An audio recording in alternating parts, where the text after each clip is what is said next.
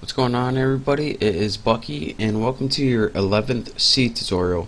And in this tutorial I'm going to be talking about functions.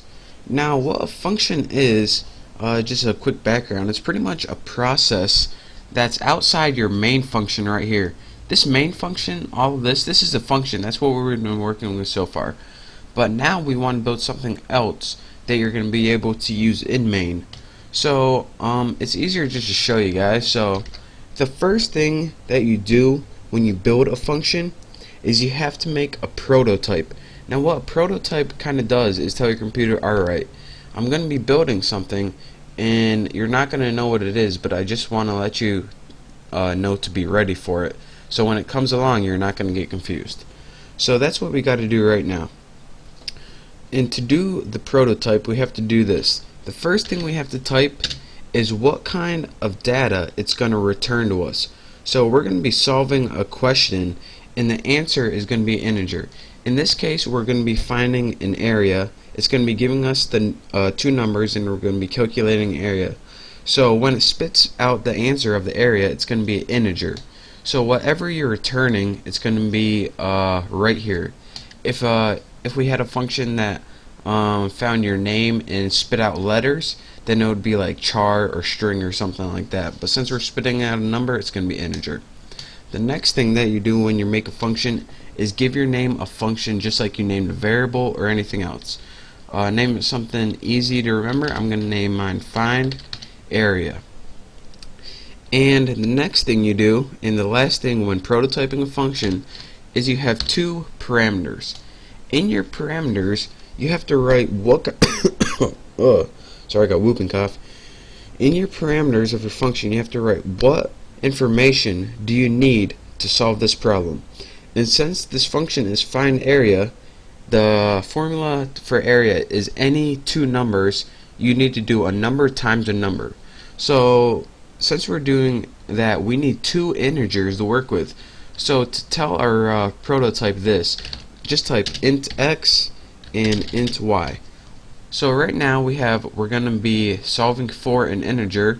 We named it whatever you named it, and we're going to be inputting two numbers. So now that we got a main function prototype, copy this, and now we have to build our function. And just like int main void, we need to do the same thing. So just copy this and paste it down below, and get rid of your semicolon, and add two curly braces. Now whatever goes inside your curly braces, that's what you want the function to do. So all we want this function to do is get x times y and return us whatever the answer is. So this is probably the easiest thing you'll ever learn in your life. Just type in return return x times y. That's it. Now what the function is going to automatically do is this. It's going to take whatever two numbers we got, it's going to plug them in for x and y, and it's going to return that value to us.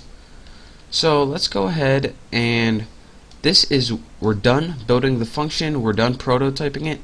That's all you guys need to learn on how to make functions and prototype them.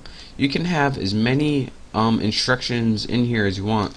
This is just the easiest function you'll ever make in your life, so that's why I'm doing that. The next thing we have to do is, in order to make this program useful, we're going to want to use this function somewhere. We didn't just build it for fun, we actually want to use it in our main program. So to use it, this is what we would do. And I'm just showing you guys probably know exactly what I'm going to do, but in case you don't, here's what. We need two variables, int1 and int2. And these are going to be the two variables that we use for, I'll leave that prototype in there. Let me tighten things up a bit. Those are going to be the two variables where two numbers. So let's do a scanf, and in case you guys can't remember, hold on a second. Can't type and think at the same time. We'll scan in 1, and we'll scan in 2. So whatever two numbers we scan will be set in the variables 1 and 2. Next, let's make a print function to print out our answer. So %d, and then it's going to print out a variable or print out integer. So instead of just putting in a variable name in there, we're going to want it to print out whatever it found in this function. So let's go ahead and put let me think of some numbers we can use. Find area. Here's how you do this. You just add your function name right in here, and then put your variables inside the parameters of your function. So don't let all of this confuse you. What you're looking at is right here. That's how you use a function. You write the function name, and then instead of int x and int y, you write the two numbers that you're going to use right in it. So let me go ahead and compile and run this and show you guys what it actually does. And after I ran it, I'm going to talk you guys through one last time. So let's find an area. Let's find 5 and 6. So it multiplies them both together and gets 30. So pay attention, 5, 6, 30. I'm going to talk you guys through one last time and show you guys what happened. You have a main function right here. We have two variables, 1 and 2. We scan in whatever we typed in the first time. It's going to be stored in variable 1. Whenever we typed in the second time, it's going to be stored in variable 2. And next we had print on the screen. We want to use the function find area, and we want to use the numbers 5 and 6. And it's going to write, and your program is going to go, alright, what the heck is find area? Well, it's going to go down here and says, alright, what do you want me to do with those numbers you just gave me? Well, the first number I want you to use right here, and the second number I want you to use right here, and when you're done figuring out this formula, I want you to return that value to me. So now, instead of all of this, it's going to have 30 calculated from all of this. So that's how we got print %d 30.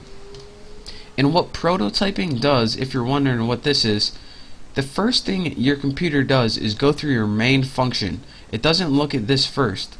So whenever it comes to this and says and sees find area, it's not going to know what the heck you're talking about because it's not a variable or anything like that. So what the prototype says is it just tells our program, alright, whenever you come across this thing called find area, I'm going to tell you that you have to go look for a function. So it just helps it, and it doesn't make it so confused like it would be without it. So this is a pretty simple function. The easiest thing you can do is just practice with your functions. I'm going to copy this right now and put it on my website, thenewboston.com.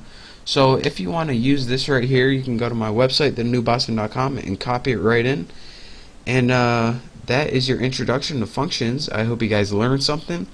And in my next tutorial, I'll be clearing a couple things up. So thank you guys for watching. Make sure to subscribe, and I will see you next time.